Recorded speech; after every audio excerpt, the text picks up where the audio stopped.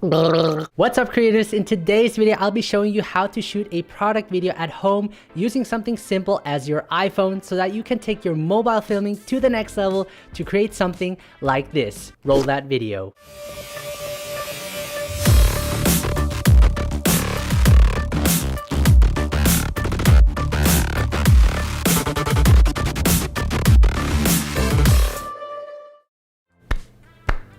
So Sandmark, a brand from California that specializes in photography products for iPhone, reached out to me and asked if I would want to join the Shot on iPhone challenge. I said, hell yeah, bro. Well, I didn't say it that way. But anyway, they hooked me up with their film edition lenses and pro light to shoot an iPhone commercial with my iPhone X. Now I will be showing you the behind the scenes of how I created this video. We'll be looking at camera setup, camera settings, lighting, material, and movement. Now, I don't have a studio, that is why I do most of my product video shoots at home. The challenge was to do an iPhone commercial, and those commercials generally tend to use animations and 3D models. Now, I'm not specialized in that, so I had to find a way to film and edit it like it would look in a real iPhone commercial. My goal was to achieve a sort of mixture between sci-fi and high-tech, and I think it came out pretty well. So before we hop in, you'll find all the products in the video description below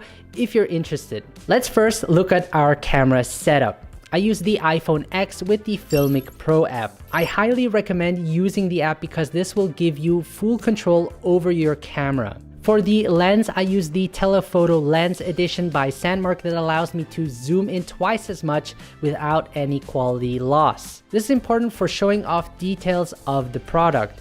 You generally want to avoid digitally zooming in with your iPhone since it will reduce the quality of your video. Make sure to clean the lens before you start filming. To keep the iPhone in place, I used a smartphone holder which I got with the Sandmark film rig and mounted it on a tripod foot. This allows me to easily position the camera. To power my iPhone, I used a power bank because iPhones tend to use a lot of battery when shooting video. Let's now look at our camera settings. Most of the shots were taken in 4K 25 frames per second. 4K has more detail and allows me to crop in without losing any quality. As for the codec, I used the Filmic Extreme, which gives me the highest quality possible. For these shots, I used the 239:1 aspect ratio with the crop source overlay turned off. I recommend turning it off because it gives you the framing guide and records the full frame area outside the guides. In post, I can still add the letterbox to give it that wide cinematic look. Make sure to turn off image stabilization if you have your iPhone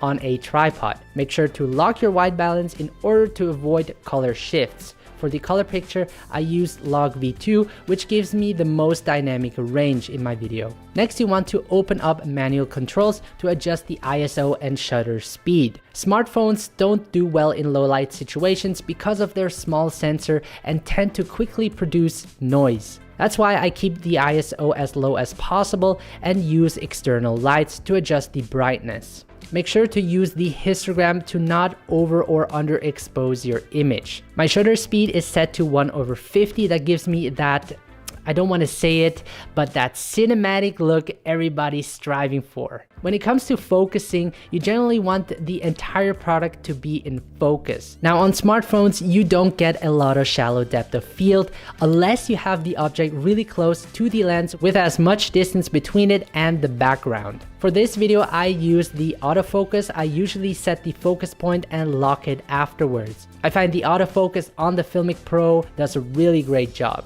Now you can also manually control it by bringing up the sliders. For the material, I used a white acrylic background, which I thought would work well with the iPhone 11 Pro. Now it's important to use a glass cleaner with a microfiber cloth to get rid of stains and fingerprints. This can really be your best friend. What I also found useful was using an air blower to get rid of the dust. To make the iPhone 11 Pro stand, I mounted a holder at the very bottom of it. As for the lighting, what I did is I mounted the Aperture 120D on a C-stand to get a soft top-down lighting. I attached a honeycomb grid to bring the object more in focus. Especially for the product shots, you want to use a big source of light to make the product look more appealing.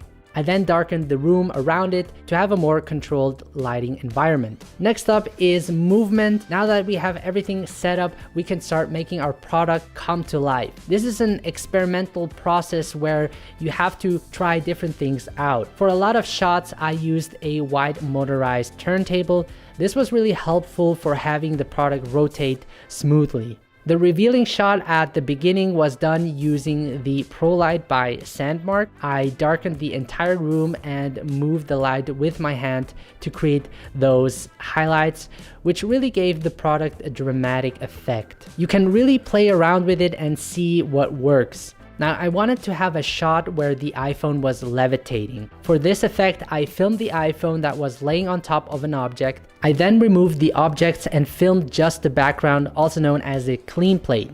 In post, I overlapped both, masked the iPhone out, added shadow and motion to it. One of the more difficult shots was the water splashing effect. The first shot didn't work out because I wanted the water to splash upwards and not sideways. So I then placed the iPhone closer to the edge of the table, took the 2 glasses of water and simultaneously threw the water in the air. The results were pretty epic. This shot was obviously done in slow motion. The settings I used was 1080p at 240 frames per second. And if you're shooting with a higher frame rate, you need to add more light. So I added 2 tube lights to brighten up the image.